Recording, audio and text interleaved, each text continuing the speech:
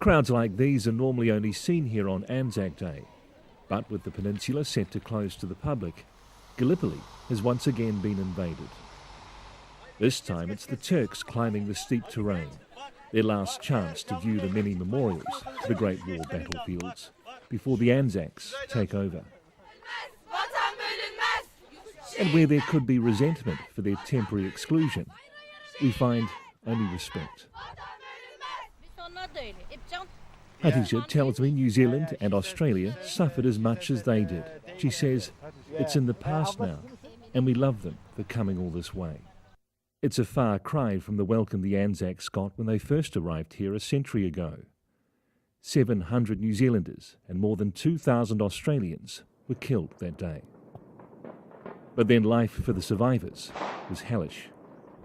This rare footage from the heroes of Gallipoli shows men of the Wellington Infantry Battalion, after weeks in the trenches fighting disease and malnutrition, they are barely skin and bone. And yet all were called on for one defining moment.